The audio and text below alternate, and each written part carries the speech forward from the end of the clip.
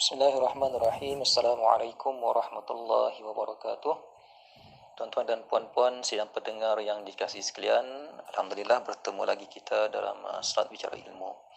Jadi tuan-tuan dan puan-puan, pada minggu lepas saya ada membicarakan berkaitan dengan bagaimana untuk kita mencapai sesuatu, dan yang dalam perkongsian tersebut saya telah nyatakan bahawa untuk kita mencapai sesuatu ini yang penting ialah kita perlu menentukan keadaan diri kita. Kita kena meletakkan keadaan diri kita yang paling penting. Keadaan diri itu dia akan mendorong kita sama ada kita dapat mencapai apa yang kita inginkan dalam hidup kita. Jadi tuan-tuan dan puan-puan, dalam kita nak mencapai apa yang kita inginkan dalam hidup kita ini, kita kena pilih keadaan yang mendorong diri kita. Pilih keadaan diri yang boleh mendorong diri kita. Sebab itu tuan-tuan dan puan-puan, keadaan diri yang mendorong kita ini, dia akan menyokong perlakuan kita. Jika contoh paling mudah, jika kita berada di sekolah, jika kita sedang mengajar, apakah keadaan diri yang pelajar kita sepatutnya miliki? Keadaan diri yang fokus, yang ingin tahu, yang bertenaga dan seronok akan dapat membantu mereka belajar dengan lebih baik.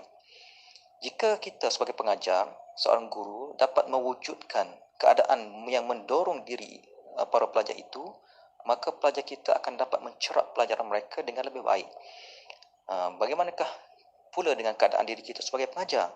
Apakah keadaan diri kita yang diperlukan sewaktu kita mengajar? Adakah kita ni seorang yang ceria, bertenaga, tenang dan juga kita bersedia untuk mengajar? Jadi keadaan diri ni, bila kita sebagai pendidik, kita ni mempunyai keadaan diri kita sendiri yang ingin mengajar itu dalam keadaan yang bersedia, dalam keadaan yang ceria, dalam keadaan yang bertenaga, dalam keadaan tenang, maka kita akan mewujudkan keadaan yang akan mendorong diri pelajar juga untuk mereka ini fokus, untuk mereka ini ingin tahu, mereka ingin bertenaga dan mereka seronok dalam mereka belajar. Jadi keadaan diri ini hanya kita sahaja yang dapat mengawal keadaan diri kita, bukannya orang lain. Faktor-faktor luaran yang membentuk rangsangan yang dinamakan sebagai stimulin, dia akan mencetuskan sesuatu, tetapi kawalan sepenuhnya terletak pada diri kita sendiri. Okay? Jadi tuan-tuan dan puan-puan, bagaimana cara untuk kita mengubah keadaan diri? Yang pertama sekali tuan-tuan dan puan-puan, bagaimana cara untuk kita mengubah keadaan diri kita? Keadaan diri yang mungkin dalam keadaan yang tidak seronok ke, dalam keadaan diri yang tidak mendorong ke arah yang positif ke. So kita kena ubah dia kepada keadaan diri yang mendorong ke arah keseronokan, mendorong diri ke arah kejayaan, merangsang diri untuk mencapai apa yang kita inginkan. So macam mana cara kita nak mengubah keadaan diri ini? Yang pertama sekali ialah untuk kita mengubah keadaan diri kita ni, kita kena sedar keadaan diri kita. Sebab apa? Sebab perubahan ni dia bermula dengan kesedaran. Jadi pastikan kita sedar keadaan diri kita pada ketika-ketika tertentu. Jadi setiap masa kita kena tengok keadaan diri kita, kita ni sedar dengan perubahan yang berlaku pada diri kita. Adakah kita ni berada dalam keadaan seronok ke, atau kita dalam keadaan sedih atau sebagainya. Jadi untuk kita mencapai kejayaan atau kita mencapai apa yang kita inginkan, kita kena pastikan kita berada dalam keadaan diri yang terbaik atau sesuai untuk kita mencapai sesuatu benda. Jadi kalau kita tidak sedar kita ni dalam keadaan diri yang bagaimana, maka kita akan sukar untuk mencapai apa yang kita inginkan. Jadi yang pertama sekali ialah kita perlu sedar keadaan diri kita.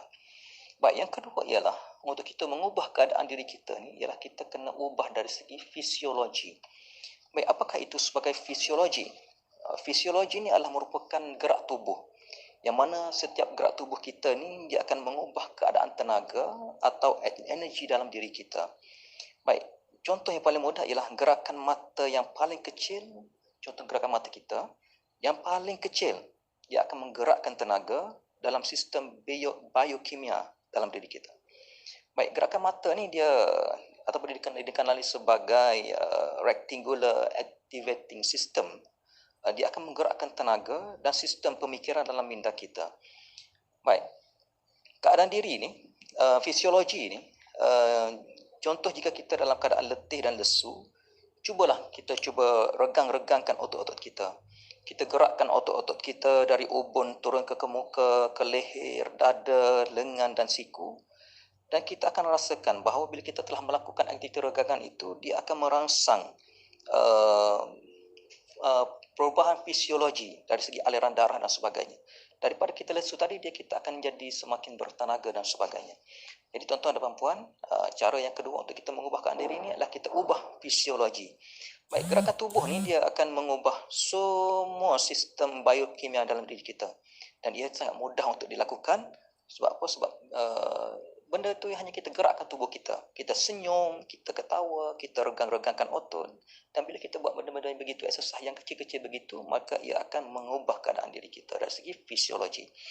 Baik, tuan-tuan dan puan-puan, bila kita ubah fisiologi, maka kita akan ubah keadaan diri kita. Mungkin dalam keadaan lesu tadi, kita akan menjadi lebih bertenaga. Baik, yang ketiga tuan-tuan, untuk kita mengubah keadaan diri ini, ialah kita kena ubah wayang minda dan fikiran.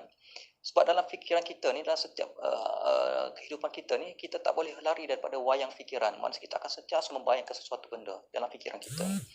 Okay, dalam minda kita akan terbayang-bayang apa yang berlaku dan apa yang setiap saat kita akan terlintas macam-macam wayang fikiran. Jadi untuk kita mengubah keadaan diri kita kena ubah wayang minda dan apa yang sedang kita fikirkan. Baik, keadaan kita ni kita akan berubah, keadaan diri kita ni akan berubah bila wayang minda yang berlega atau apa yang kita fikirkan itu kita ubah. Okay, kita perlu rasakan perubahan apa yang kita ingin lakukan, apa yang kita ingin laksanakan kepada setiap hari. Okay, apa keadaan diri yang kita inginkan. Jadi wayang-wayang minda yang katalah wayang minda yang kata peristiwa-peristiwa sedih dan sebagainya, maka kita ubah kepada wayang minda yang lebih segar, yang lebih positif dan sebagainya.